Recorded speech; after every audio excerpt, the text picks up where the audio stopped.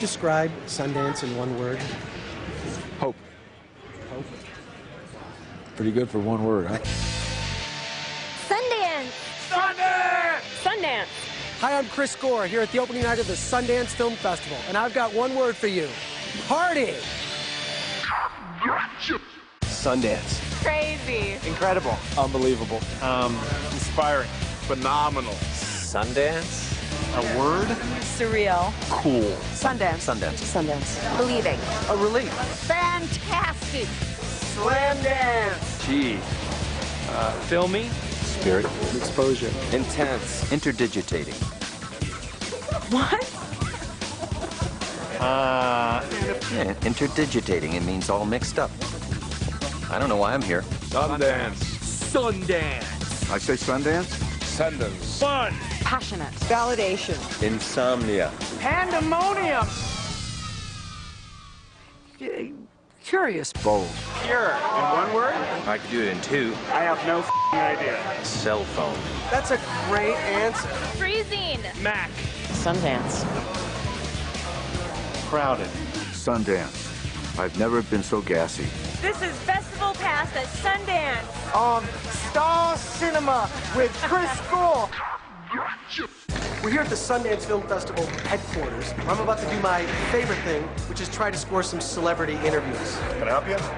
Yeah, trying to get an interview with Robert Redford. It's not gonna happen. Try the press office.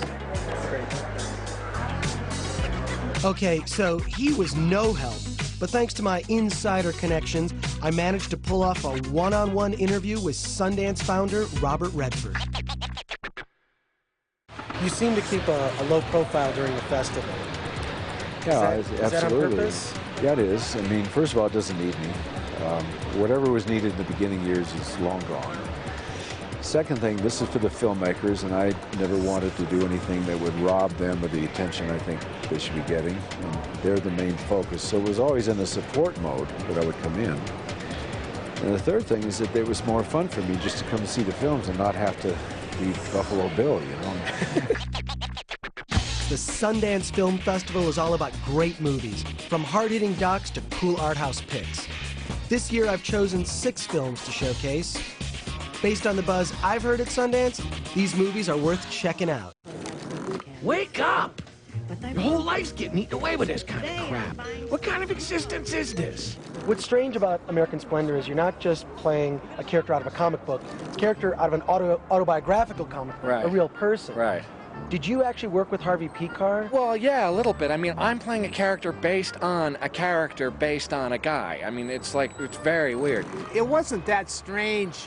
I mean, you know, first of all, I was having my life turned into a comic book, and then I was having the comic book turned into plays.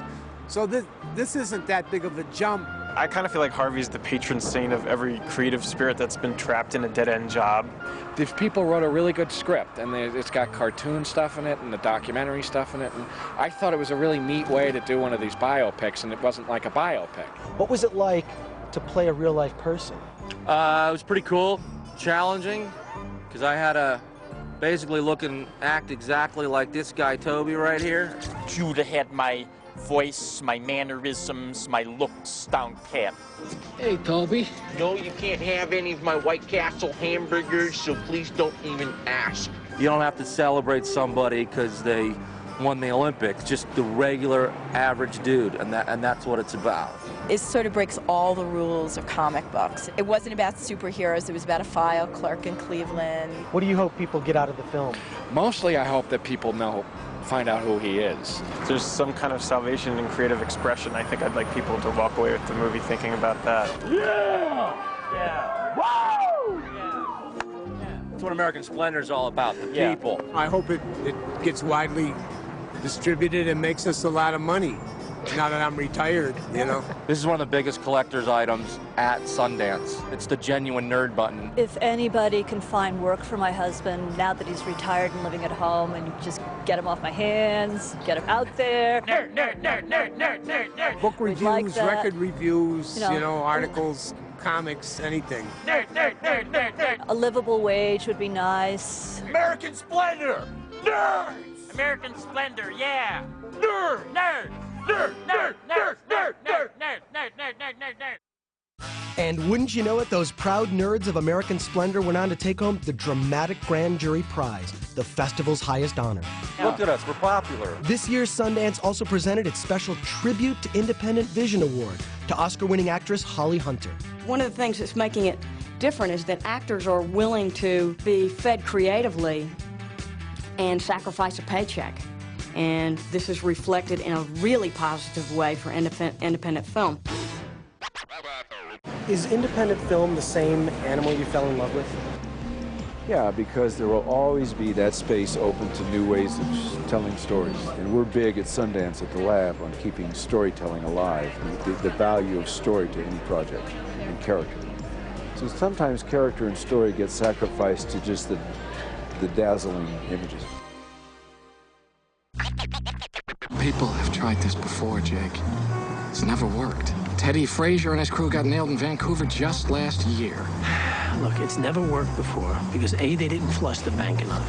B, their corporate papers were fake. And C, unlike us, they did not have somebody on the inside of customs. Yeah, or D, it's a dumb idea. Hey. Tell us about the story of the film. It's a thriller with a really twisty, turny plot. But it's basically like a film noir grifter gangster story, and Ed's the leader of a team, of a con team, and they do this complicated grift. I'm the bait, yeah. Maybe the bait. I have to seduce the mark. What was it like to work with Dustin Hoffman? You work with Dustin Hoffman, it's like playing hoop against Michael Jordan. Right. You know, you bring your best game, and you're only going to get better. He makes everybody in the scene better. He's completely so generous. It's unbelievable. It really is. So they're on the take for you. You must be pretty good. You got cops driving you around, huh? Is that because you look so innocent and you're kind of cute there, aren't you? Ed Burns described working with you as like playing hoops with Michael Jordan. He said that's what it was like, his experience acting with you. How do you respond to something like that?